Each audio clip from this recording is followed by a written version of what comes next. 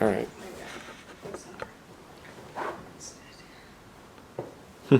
Okay, that's good. Are you recording? Yeah. Oh, hello. Today is Saturday, July 20th. No, it's not.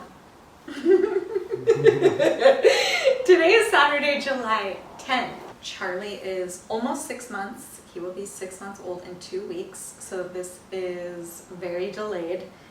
I wish we would have recorded this within like the first 2 weeks, but the first 2 weeks after a baby are crazy, which I kind of wish you saw the crazy, but it's okay. Here we are. I want to talk about the birth story. So Saturday, January 23rd, I started having contractions, which I didn't know that they were contractions at the time. I just started feeling period-like cramps, which was weird because I hadn't had a period in a really long time. So I thought, that's kind of weird. But they were going away. So I was like, okay, is that what contractions are? I don't know. This is weird. So we were watching Harry Potter all day. We were finishing our series of watching Harry Potter. Throughout the day, the contractions started getting more intense, but they weren't like painful, I guess. They were just like period cramps. So I just thought, I don't know, I should have known that that was contractions, but I didn't really think anything of it. We had dinner, so we had the Snowy Alps pizza from Mountain Mike's. We had that 3 days in a row. That was our third day. And what's it called? Boba. And then I had taro boba. I had that for 3 days in a row. That was our third and final day. And I was even thinking, yeah, I could have it again tomorrow too. But no, that was gonna be it. That was gonna be the last day that I had it. So after dinner, I was like, man, these cramps they're getting intense, but is this labor? Like, I was like, I don't know what labor is. Like, is this what labor feels like? I have no idea. I was like, if it is, I think I'm in labor, but it's not, like, I don't know. I just like, I don't know what I was thinking, to be honest. And then I thought like, oh, well, if this is labor, we got to make sure like we're ready to go, and I want to take a shower. But then by the time it was like 7 or 8 p.m., they were getting pretty intense. And I was like, okay, Dan, I think you need to start timing the contractions. And then I was editing the video of all my trimester like interviews. I wanted to edit it before I had a baby because I knew once the baby was here, I wasn't going to have any time. Which is so funny because I really didn't think I was going into labor about to have a baby, which didn't make any sense because I was having contractions. Anyways, so probably by the time it was, and then we kept calling the birth center and asking if this was labor. And they said that there is a chance that if I go to the hospital, I could be sent back home. So I feel like we were kind of dragging it out because I wasn't really sure. This is my first go around. I didn't really know, like, is this what it is? Is this normal? I don't know. So once it hit like 9 p.m., like 8 or 9 p.m., they were frequent because it was what, 411 is what it was. Yeah. So every 4 minutes, the contraction lasts 1 minute, and that happens for 1 hour. That's right. I had to have you kept checking because I was so like in it. I was just in it, like, this hurts. And then finally we decided, like, I think it's time to go because I was starting to not communicate anymore, I guess. And that's what the lady on the phone said, or the nurse on the phone. She said, once you look like you can't speak, then you're in labor, you're having contractions. So it was kind of to that point, but I still felt like, it's not that bad, but it was painful. It was painful. So I was like, no, we should go, just in case. Yeah, so we went to the hospital, or we went to the birthing center, and it was probably 11:30. So because of COVID, Dan was not allowed to go in with me, which we already knew. They prefaced that during our doctor's appointments. The only thing that was confusing for me was that the lady on the phone said that if if you're not in labor and you aren't having contractions, you could be sent home. So the whole time I was there, I was thinking they're gonna send me home, even though I was in labor, like I was having contractions. So we get to the hospital, Dan has to wait outside. I go in with the nurse, they grab a wheelchair, they wheel me in. And then, I remember when we first got there was another lady that came in, and then you mentioned that once they wheeled me in, another lady came in. So I like got there at a good time because I was before everyone. And then the nurse, basically, she sat me down in the room. She said she was going to go through a series of questions, but the only thing, I mean, at this point, I was having contractions. So my eyes were closed the entire time because I was just focusing in, and she had to keep reminding me to breathe. And I have no idea from this point on. My eyes were closed. I just was listening to whatever she was telling me. I remember she gave me the gown. She told me to change into the gown, and she was going to check my cervix to see how far I was dilated. So I sat down, got the gown on. She told me that I was 1 to 2 centimeters dilated. So I was like, wow, that's it? And this is how much pain I'm in? This is crazy. And she asked me my pain level, and I said like 7 or 8, because I wasn't sure. The contractions were getting more and more intense. So at that point I was like, I don't know. I know I want the epidural, so I don't know how much longer I can last with this pain and how much worse it's going to get. So I was like, I'm like 7, 8. And then she was like, oh, do you want something for the pain? And I said, yeah, sure, whatever. So she mentioned she was going to give me a shot of morphine, which will be important later.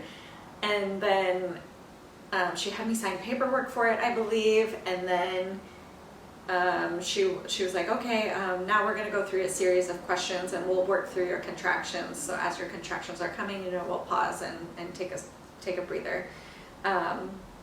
The morphine did absolutely nothing. I still was feeling contractions. They were, coming every few minutes. They were really intense. And again, it's not like, when I say really painful, it wasn't like excruciating pain. It was like period cramps mixed with like a huge workout that I just did. So it was like constantly doing a bunch of crunches, and then it would relax and release, and then like 4 minutes later it's like a bunch of crunches, like doing a bunch of crunches again, but I'm just sitting there. So it was so weird. It was so bizarre. But I felt like I was working out, and then when it would like let up, I would take a breather and I would like catch my breath, but then it would happen right again. So anyway, so then she asked me a series of questions just about like my medical history. I don't even know what, I really don't even remember what the questions were. It was just about like if I'm allergic to anything, blah, blah, blah. But it was a lot. It was a bunch of questions. And then I started to get the shakes, which she mentioned that a lot of people think that you get the shakes from the epidural. But she was like, you haven't even had the epidural and you have the shakes. So she's like, actually what it is your hormones are just reacting to the labor, to, you having contractions. So I was like, oh wow, it's so weird. And so I'm like shivering, and I am kind of cold too, because it's a hospital. It's not like super warm.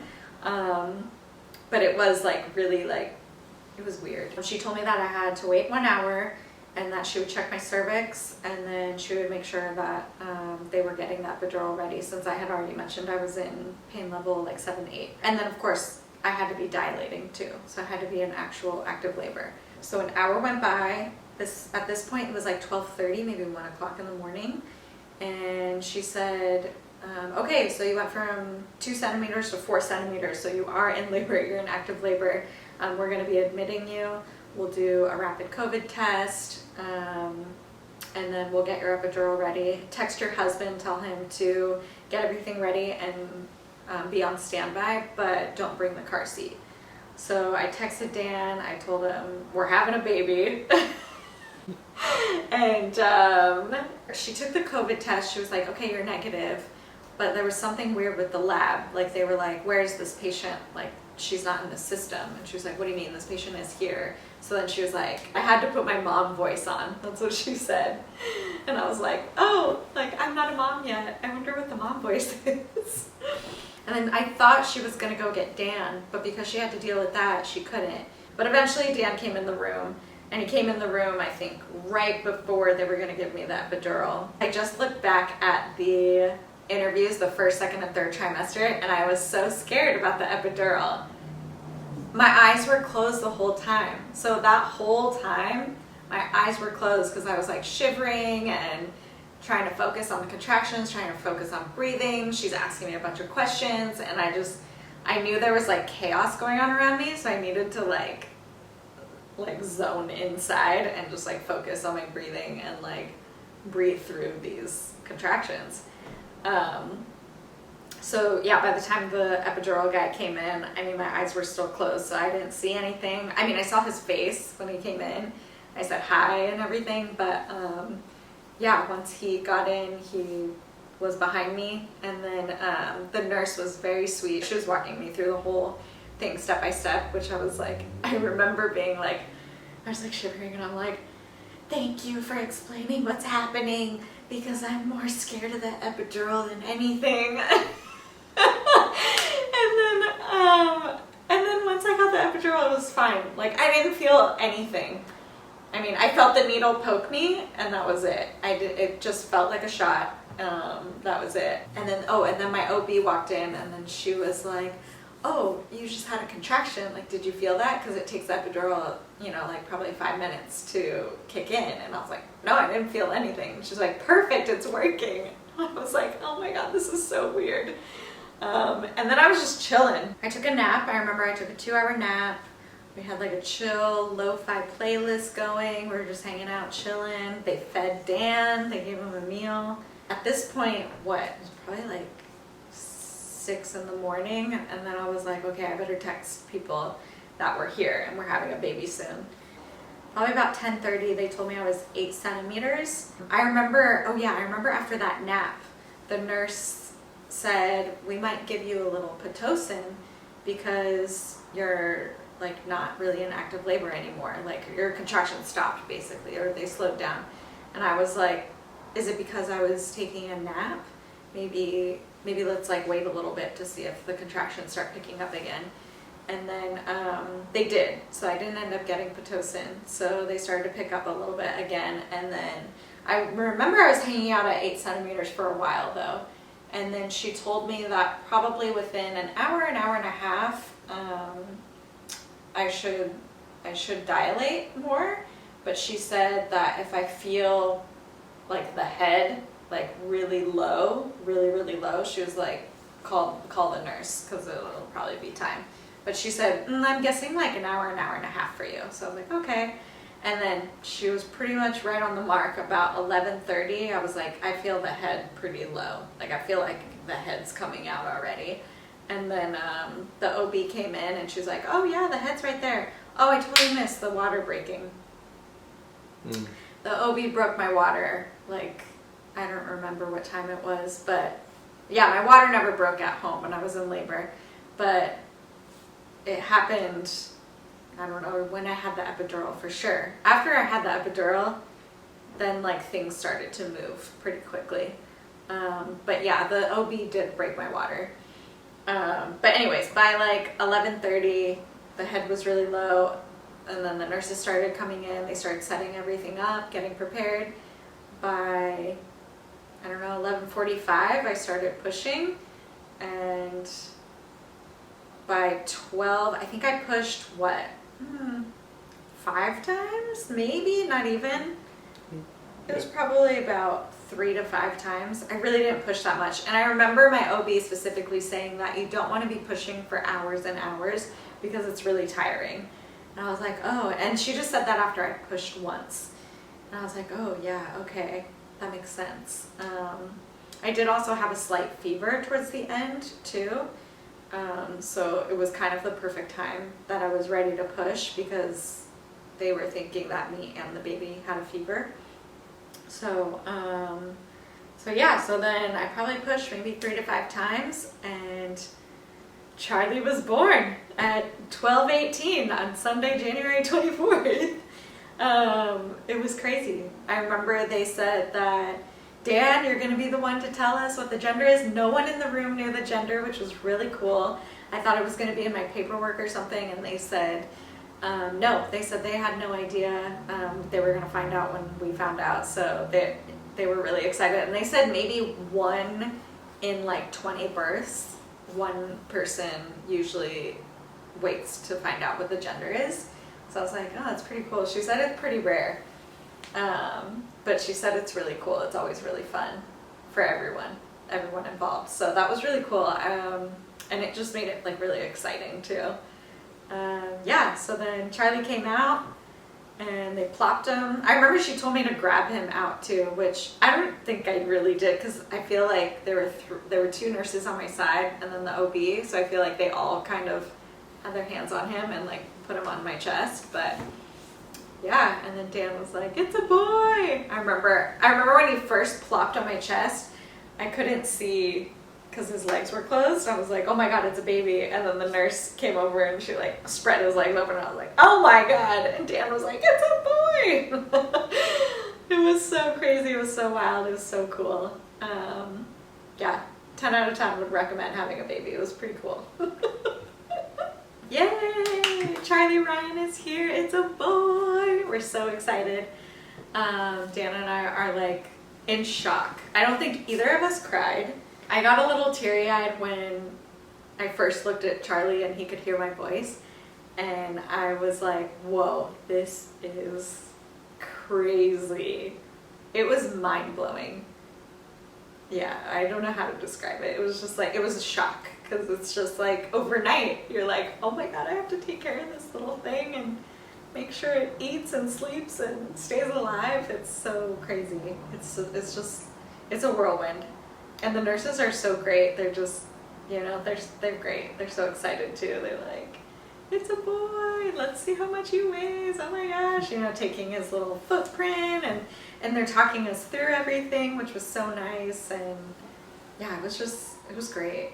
It was really great. Oh, and I also watched the birth through a mirror, by the way. I did not think I was going to do that, but when they asked if I wanted a mirror, I was like, yeah. And I was like, wow, I just said, yeah. What? I was like, this is crazy. I was like, this whole experience is so crazy. After Charlie was born, they said that I had to go pee. They like made me go pee, which I thought was really weird, because I was like, I don't have to pee, but I guess I'll go and try. And then I sat down and I was like, I feel like I need to drink water or something. Like, I did not have to pee, but they said to try to go pee, because something about the catheter, they mentioned that the catheter could cause issues later during recovery. So it's better if I try to pee to like help that recovery process. Something about that. I don't remember exactly what they said, but yeah, I don't know. So I went to try to pee, but I couldn't. And then they were like, that's fine. The nurse will be checking in on you once we transition you to your other room. So you'll eventually have to go pee. And I was like, okay. And then they didn't put me in a wheelchair. They put me on like this chair that because I couldn't sit down. So I was like kneeling on this chair. So I had like my knees on like the part that you would normally sit on, and then there was like this bar I was holding on to, and then she like wheeled me out. And then there was like a doorbell type button outside, and when you press the doorbell button thing, it plays a lullaby within the, I don't know, what's it called? The labor and delivery unit. Gosh, mom brain, man. But yeah, so you click this little button and it plays a lullaby in the delivery unit, and everybody knows that a baby was born. So she's wheeling me to my other room, and I press the button, and all these nurses that are sitting at their desks and stuff are like, yay, congratulations. And I was like, thank you. This is so weird, because I'm just like butt naked in this gown, just like being wheeled, everyone's looking at me and I'm just like, yeah. I have no idea where the baby is. I think it was in the little I don't know, what do you call that? Like cradle crib thing. And they're wheeling it behind me. But then we got to our room, and then the nurses are really in and out, checking on me, checking on Charlie. They're in and out, in and out. Then Dan and I decided to call our friends and family at this point, because nobody knows that it's a boy, and they don't know his name either. We called our friends and family. We told them it's a boy. His name is Charlie. Everybody's so excited. It was so cute. And then the recovery process kicked in.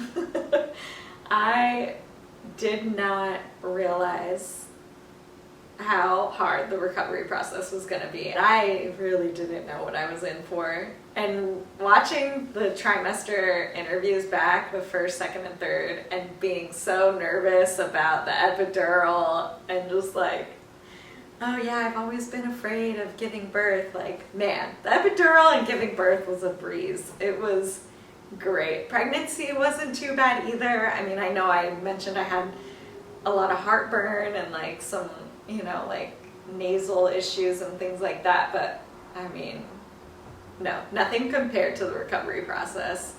They did ask me before the labor and delivery nurse left me, because she had to kind of let the other nurses who were going to help me with recovery, she needed to let them know like the medications I was on. I had a bunch of IVs going in because I had a fever towards the end of delivery.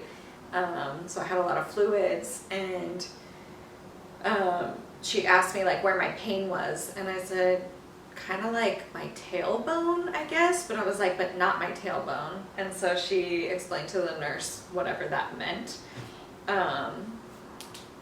And then they tried to give me like this waffle pillow that I had to sit on. That didn't really do anything, and the bed was really cushy, like it was really cushiony and soft when I sat in it, which I guess is a good thing, but it was so hard to get out of. Like, I was using all my upper body strength every time I had to get out of that bed, because I couldn't move. Like, my hips or anything from the waist down was just, it was so painful. Especially those first like few hours in that room. Dan did everything like a champ. He was changing the diaper. He saw like the black tar poop that was sticky. He had to like make sure he was wiping. He did all the swaddling. I mean, yeah, Dan was a champ. He was doing everything with the baby. The nurses were helping him, showing him everything, and meanwhile I'm just like laying there like, oh my God, I'm in pain. I am in pain. And then I remember the nurse that was on duty the next day, or maybe even later that night, I can't remember, but she was helping me out of the bed to go to the bathroom. I remember it was a long time. From the time I gave birth to the time I had to actually go to the restroom to pee, it was a long period of time. And I remember being like, I should probably go pee. I don't know if I have to go pee, because everything's still kind of like numb and like coming back, but I was like, I should probably go. And then that was so hard to get out of the bed. It was so hard. Like, I was like pulling myself with my arms to try to get just to the edge, to scoot to the edge of the bed. That was probably Monday the 25th, that whole like recovery. And then by the 26th, or by like the night of the 25th, I was able to walk around. I think Dan, yeah, because by that time we were pretty tired. We were like, wow, so much has happened in the last, like, it hadn't even been 24 hours, I remember. I was like, dang, this is crazy. Oh my God, hello. The morphine story. Okay, so I remember when we got to our room and started settling in, you know, nurses are coming in and out, right? And there was this one lady who came in and she said, we found opiates in your son's urine. And I'm thinking, oh my gosh, an opiate? Like, wow, that sounds serious. Like, opiates are hard drugs, right? Like, that's weird. What, like, okay, like looking at her like, okay, so what are you gonna do about it? What do we need to do? Like, do we need to, I don't know, like tube feed him? I don't know. I'm like, what? Looking at her like, what's the solution to that? she's like, have you had any drugs? And I was like, drugs? Like opiates? Like, I had the epidural. And she was like, no, there's no opiates in the epidural. And I was like, oh, okay. I was like, well, whatever drugs I had, it's been here while I've been at the hospital, so that's it. Well, I was like, I don't really know what's in these IVs. I think it's just like water and stuff. I don't really know. But I was like, whatever they've given me here, that's what I've been taking. Oh, because they were giving me pain meds too, because I was in so much pain.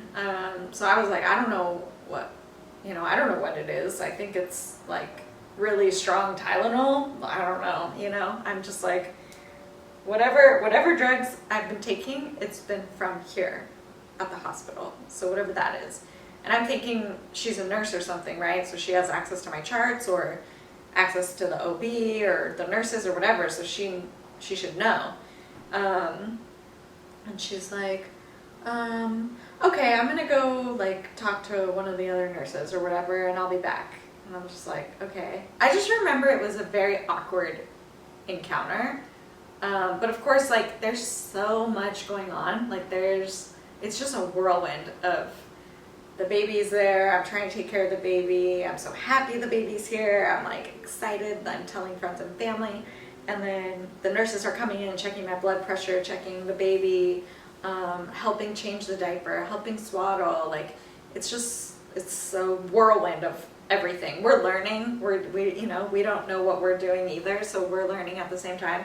I'm trying to breastfeed for the first time. I don't know I don't know what that means, like what it looks like, how it works. Is he doing it? Am I doing it? I don't know. It's just a lot. So then this lady, she comes back and she's like, so we'll probably have like a social worker come in, ask you a couple of questions. And I'm thinking, red flag, social worker, you're trying to take my baby away from me. Like, what is going on? Of course, on my face, I don't look that way. I was like, okay, yeah, whatever. Like, I'll answer some questions, whatever. But inside, I'm like, social worker, what the fuck? Like, that means something bad. And you're saying opiates, which I know opiates is a hard drug, but like, I'm like, what is an opiate? Like, I'm not. my mind is all over the place. So I was just like, what's going on? That's so weird. And then Dan and I are looking at each other too, like, opiate. Like, what opiates would I have taken? Like, did I have poppy seeds? Like, no, didn't have any poppies. Is boba an opiate? Like, what? Like, and she was like, maybe in the last 24 hours or the last, the last week, have you had any drugs? And I'm like, like, what kind of drugs? The only drugs I've had is whatever you're giving me here in the hospital. I don't know what you're talking about. So whatever. So she mentions about the social worker, whatever. And then I think probably a few hours later, maybe like that night of the 25th on Monday, it started to sink in. And I was like, or it started to like hit me that like, what does that mean? Why are you sending a social worker to come in and ask questions? Are you trying to take my baby from me? Like, are you more interested in my baby's health than my health? I'm recovering. My body is in frickin' shambles. Like, I am like overwhelmed with like learning all these different things of what I'm like, how to take care of this baby. I can't even get out of this bed. Like, my entire body hurts. Like, I'm trying to breastfeed. My nipples are seriously like in shambles. I can't even describe how painful my nipples are. It was a lot. And then, so I like started crying, and I just remember being like, okay, whatever, it'll work itself out. And then I think the next morning we had one of the OBs that I saw towards the end of my pregnancy. She was the one who checked my cervix, and that's what kickstarted my labor. So that I remember that OB came in and she was like, hey, did they give you anything before the epidural when you initially were admitted in the hospital? And I still had the Band-Aid on my leg. And so I moved my gown and I was like, yeah, they gave me a shot of morphine. And she was like, that's what it is. That's what the opiates are showing up in the baby's urine. And I was like, oh. Like, it didn't click for me that morphine is an opiate. Because for me, when they gave me the shot of morphine, And I didn't even remember that I had to sign paperwork to get the shot of morphine, which makes it obvious that it's a very hard drug that you're taking. But for me, when they gave me the shot of morphine, it did absolutely nothing. I felt nothing. I still felt my contractions. I was like, I know I want the epidural, so I want to make sure, like, whenever that needs to happen, I'm ready for the epidural. So in my head, I was like, and then the whole, like, you have to wait an hour for the morphine to dissolve and then you get the epidural.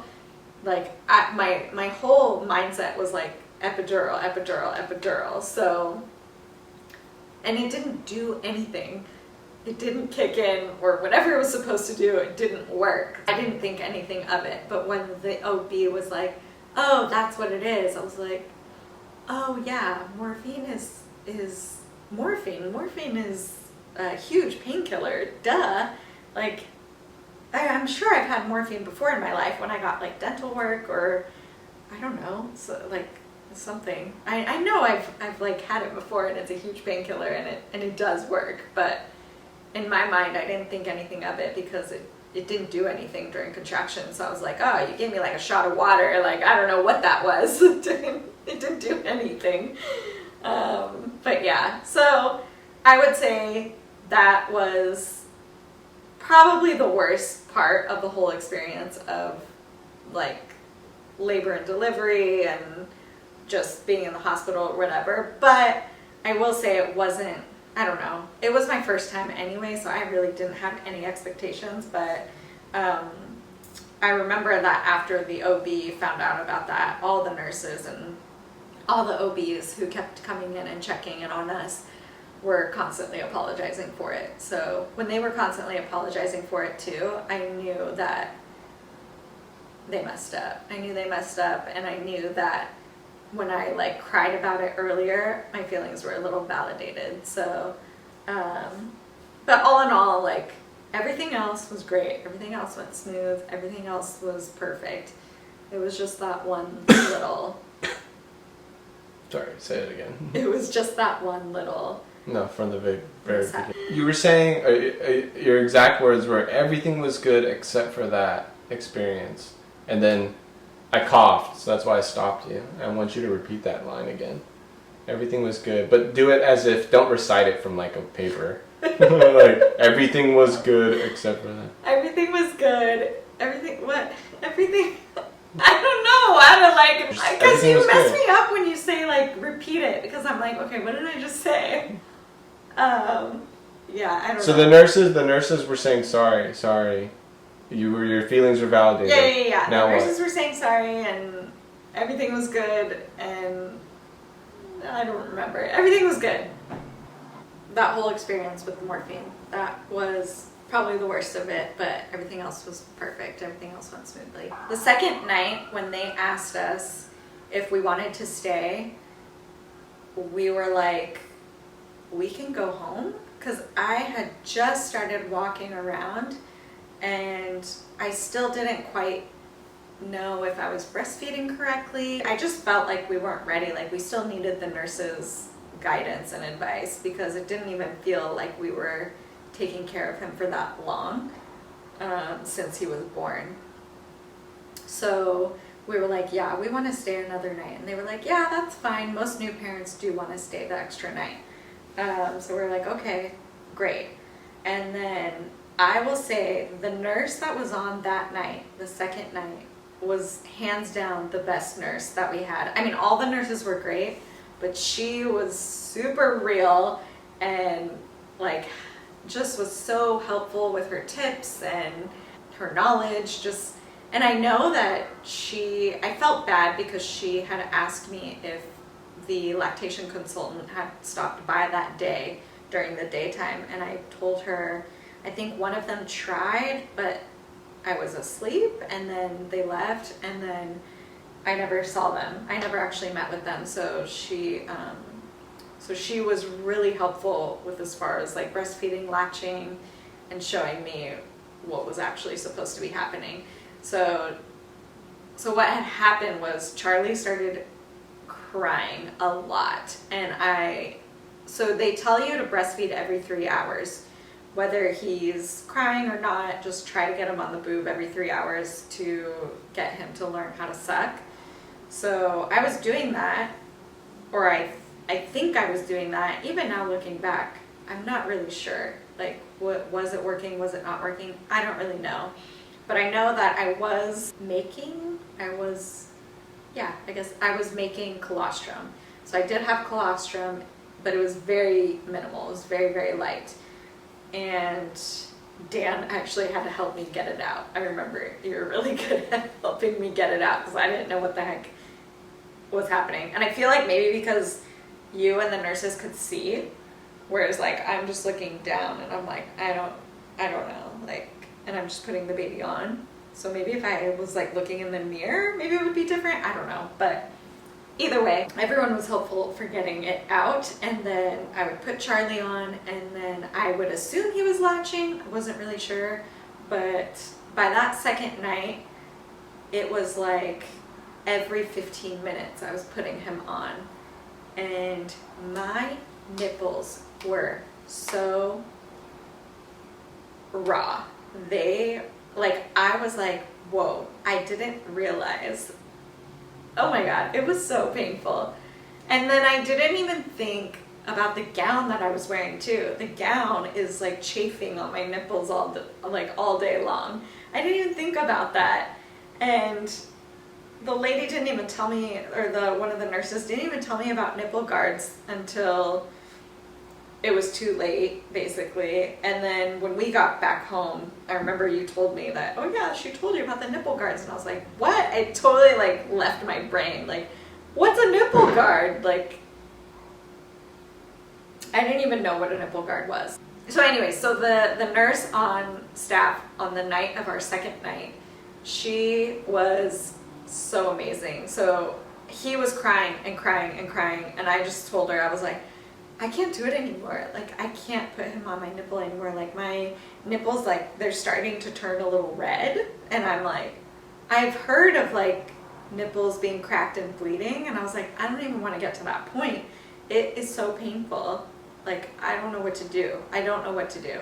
And she was like, are you okay to give him formula? And I was like, yes, I'm okay as long as he's okay. If he, like, because I mean, is he hungry? Like, you know, he's just crying. He's crying and crying. And I'm like, he's got to be hungry, but I don't have any milk. And I don't know if the colostrum's enough. I don't even know if he's latching. I don't know anything. I don't know what I'm doing. Help. And so she comes in. I remember I brought my breast pump too, and I told them that I didn't know how to use it either. So I thought somebody was going to show me how to use it. That never happened, but it's fine. I used a YouTube video and figured it out anyway by the time I got home. But so anyway, so that night nurse came in. She ended up getting a bottle of formula ready for him, and then she gave us, you know, some tips of like how much he can actually take in right now because he's so little. How to burp him. Nobody showed us how to burp him until then, which makes sense because I guess he wasn't really drinking anything up until that point, that second night.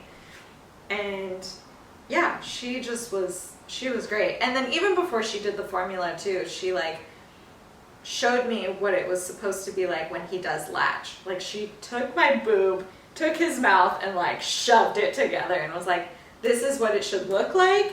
And then when he like is latched and actually sucking, like this is what his face is supposed to look like. His jaw is supposed to be moving.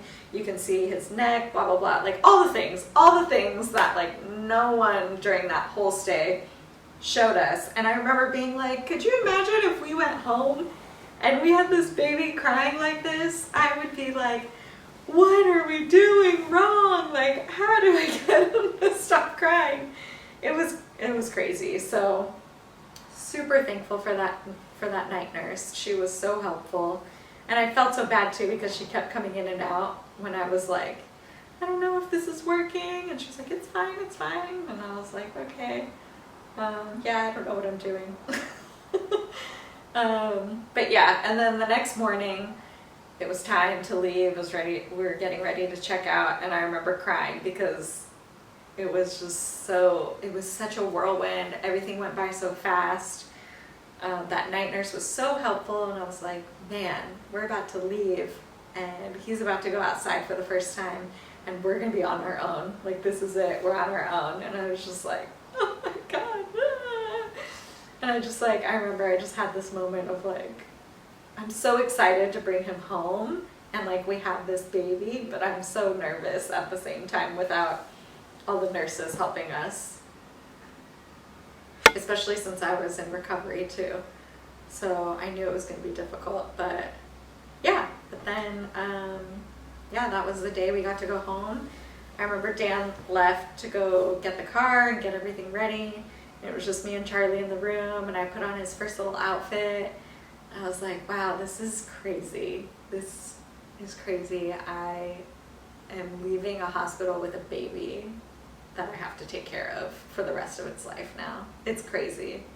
It's so like, it's shocking, but it's like magical, and I don't know, it's wild. It's such a wild experience.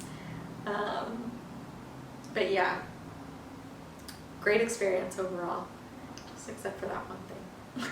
I wanted to talk a little bit about his first like few weeks home, and since today he's 2 weeks away from being 6 months now, I kind of wanted to just talk a little bit about like what it was like the first few weeks home. I remember specifically he had his first pediatric appointment. It was weird because it was like we were leaving the hospital, but we were like, oh, we'll be right back in a couple of days. And they're gonna check on him, and It's the day after. It's literally the day, like in 24 hours. It's not 2 days. What? Yeah, oh yeah, you're right. You're right, it was the next day. It's the next day. It was the next day. So we were leaving the hospital, but the next day we went to the pediatric appointment. Because it was COVID, the main worry for us was, when do we introduce him to people or to our family? At this point, the vaccine was just still being talked about. I don't think the vaccine was out yet. By the time we're filming this, we're both vaccinated, but back then the big concern was no one was vaccinated, so what's the protocol? So the pediatrician said for the first month, probably just stay at home, don't really go out with him. Definitely don't have anyone touch him or hold him or kiss him except for us. And if we are gonna see anyone within the first month, to probably do it outside and social distance.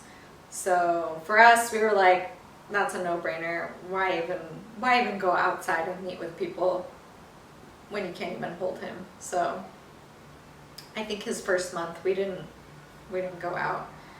I know I didn't really go out. I was recovering. First pediatrician appointment, and then okay, so day 4 of Charlie's life. Day 4 was January 28th, and that's when my milk came in. And boy, oh boy, was I in for a treat. So I don't even know what happened those first few days home. I can't even remember if I was pumping every 3 hours, trying to feed him every 3 hours, or if we were just doing formula. I don't even remember.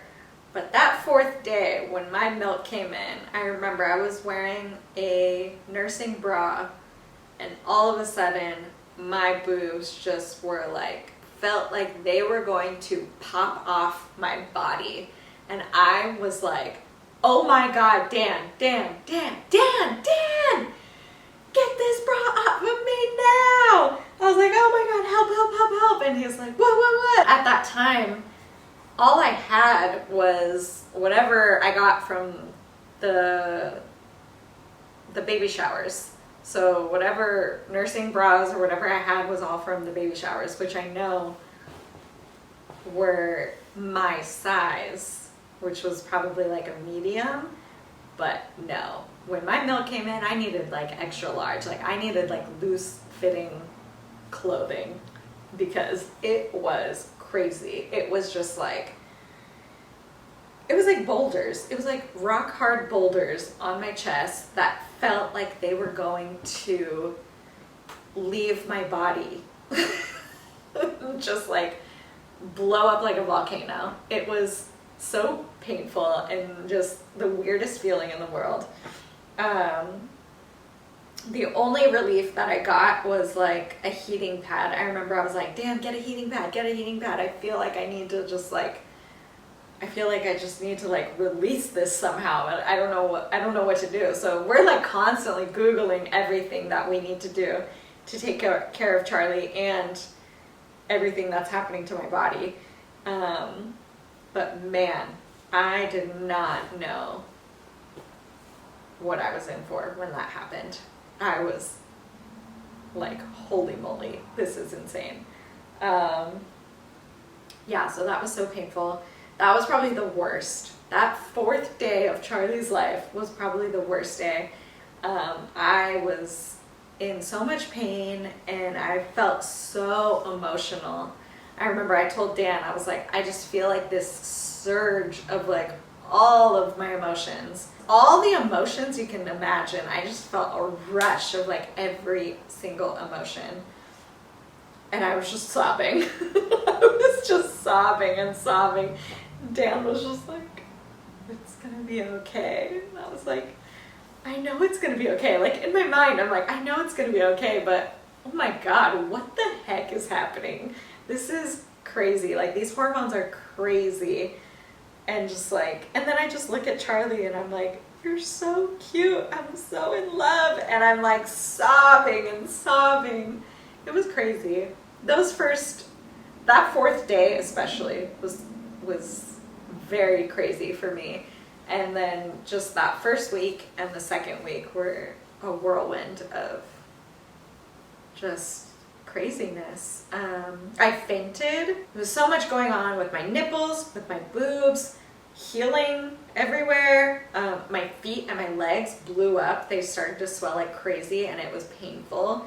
So my whole entire body was just going through it. And I think it was overwhelmed and I got a fever. Oh, and I stopped taking Advil because my dad was like, oh, that's super bad for your liver. And I was like, oh, okay, maybe I shouldn't take it anymore. Huge mistake, should not have done that. I should have at least like weaned it down. And then, so I took a long nap because I had a fever. I was like, Dan, I can't, I gotta sleep this off. Like, can you handle taking care of a baby? And he was like, yeah, that's fine. Because at that point, we had a few bottles and I was producing milk and so we were good. So I went and took a nap and I slept a long time though. I remember it was the longest sleep I had since Charlie was born. And I woke up and I still felt miserable. I was like, I'm sweating, I'm leaking, I'm bleeding, I'm just everything. And I was like, I feel gross. I was like, I need to take a shower, like to at least feel some sort of normal. And I got into the shower and it was January, so it's winter, so it's cold. So I had heaters going. I was like all about the hot showers for my boobs and just like to be warm because I'm walking around basically naked the whole time. And I got into the hot shower and then immediately I felt dizzy and I was like, oh no. I was like, I need to sit down. Like it's hot in here, I need to sit down. So I opened the curtain thinking I'm gonna sit on the toilet to just take a seat. And I like fall. I just fall. And Dan's like, are you okay? And then I kind of come to and I'm like, oh, whoa. Like I just fell, like I'm on the ground. Like, and I'm naked. What the heck? I'm like, yeah, I'm fine. So I try to get up again. And I'm like leaning on the counter in front of the sink, like trying to like, oh, I feel dizzy. I feel hot. I feel dizzy. And then I fainted again. I fell. And then the next thing I know, Dan's like holding my head and he's like looking at my naked body and like, are you okay? Do I need to call 911? And I'm like, because you caught me. You came in. I remember you came in and were like, are you okay? And then I fainted and you kind of like laid me down on the ground. And then when I came to, I was like on the ground and I was like, whoa, how'd I get on the ground? And I was just like, hey, like what happened? And you were just like, you fainted. Do I have to call 911? oh my God. And I was just like, no, I think I'm good. I'm like, I got this. I'm just going to take a shower. And then, no, like Dan ended up, it was also because I didn't eat anything. I was sleeping the whole day. I probably wasn't pumping either now that I think about it. So it was just like milk was just in there.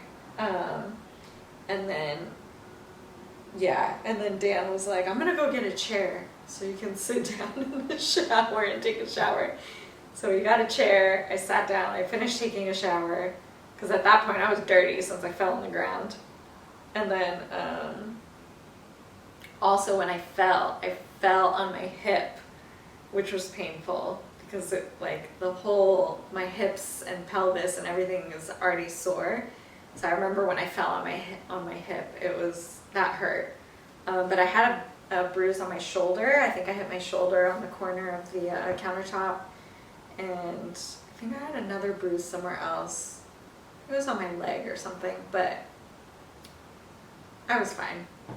Everything's fine. I was good. But I did faint. And yeah, so moral of the story is it probably would have been nice if somebody was here helping us.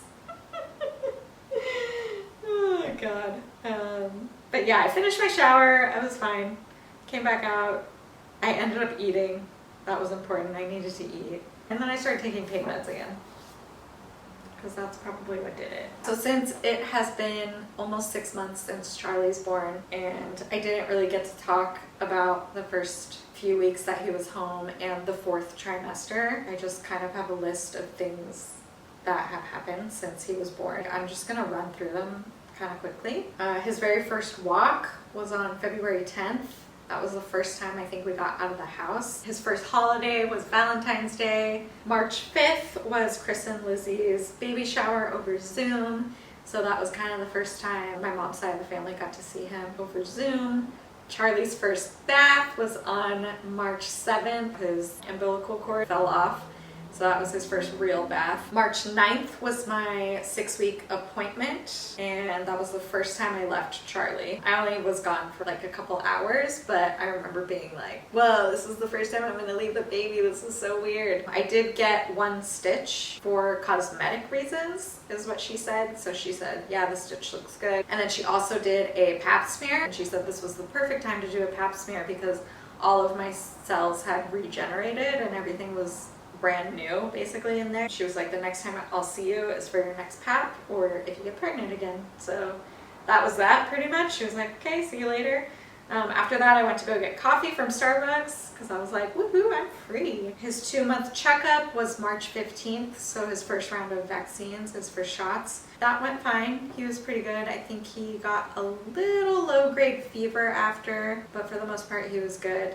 He slept a lot. March 19th was my first real time away from Charlie. I went to my first hair appointment since having him, and I was gone definitely 2 hours, at least 2 hours. So that was the first time Dan was going to be on his own. On March 24th, we went to the park for the first time. Dan and I had lunch. March 31st was the first time Charlie started talking or cooing. I was so excited for that. I remember I was like, I can't wait till he starts cooing.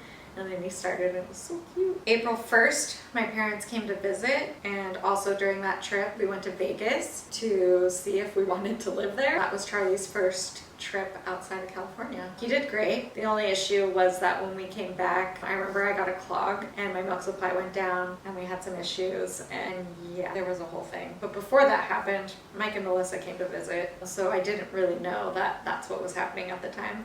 4/21.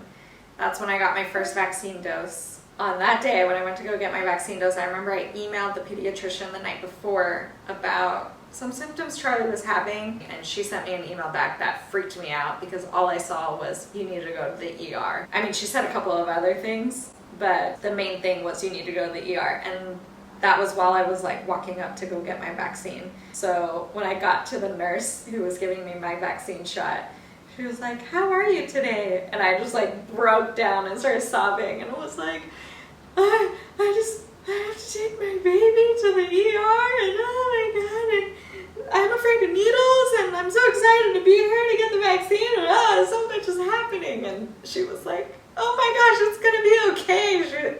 She turned turned out to be an OB, which was funny. So she was just like, it's gonna be okay. He's fine.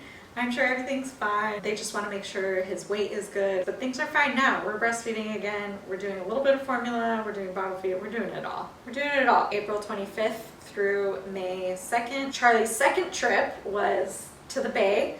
We went to see Dan's family for Emery's birthday to surprise her. And at that time, so I was trying to work on building my milk supply back, and I was also having extreme, well, to me it was extreme, postpartum hair loss. My hair was falling out like crazy, and this right here, these little spots right here, were completely bald. It was insane. Charlie's first sunset was on May 8th. We went to Huntington Beach. May 12th, I had my second vaccine dose. 5 weeks after the second dose, you're fully vaccinated. The antibodies actually go through the breast milk to the baby. So my whole goal, because my milk supply went down, my whole goal was like to at least get through those 5 weeks after my second dose to make sure he had breast milk. And here we are after the 5 weeks, we're breastfeeding, so we're good. 5/28 was Charlie's second round of vaccines. That was a little scary because he actually threw up. He got a low-grade fever and he threw up a lot, and he turned pale and he just looked really sick. So that was a little scary. He smiled after he threw up. 5/29, we got the jumper. Oh my goodness, Charlie loves the jumper. Once he figured it out, he could jump in it. Loves it. He absolutely loves that thing. On May 30th, we started sleep training, which was so hard for me because Charlie started screaming when we put him down. Normally, I would just rock him until he fell asleep. That was really rough, especially the first like 2 to 3 days. Now he's much better. We'll put him down, he cries, probably 5, 10, the most 30 minutes, but it's usually about 5 or 10 minutes, and then he's asleep, which also has made him start sucking his thumb. So that's how he goes to sleep now. My birthday, Ashley and James came. They babysat Charlie for the first time, and we went to a wedding. That was the first time we kind of got away from Charlie for a long period of time. It was like 6 hours away from him. That was really nice and super helpful. Also, going to a wedding. That was our first time being fully vaccinated and going out to a social gathering, which was awesome. It was so nice. Also that weekend, that was Charlie's first time to the beach. It was his first time touching the sand and the water, and he was so cute. He did not like the water, but it was a little overwhelming. He's tiny and the waves are big, but it was so cute. So cute. June 20th was Dan's first Father's Day, and we also gave him his first solid. We gave him his little rice cereal, which he hated. Last week, Dan's whole family came to visit, so we got to go to the beach and hang out with them, and it was 4th of July. He didn't really see the fireworks. He fell asleep. Auntie Patty and Auntie Kate are babysitting him right now so we could do this video. That's pretty much everything that's happened since Charlie's been born. I just kind of wanted to get a little video diary of everything that's been going on. Dan, you ready for another one? I'm stopping the video. I can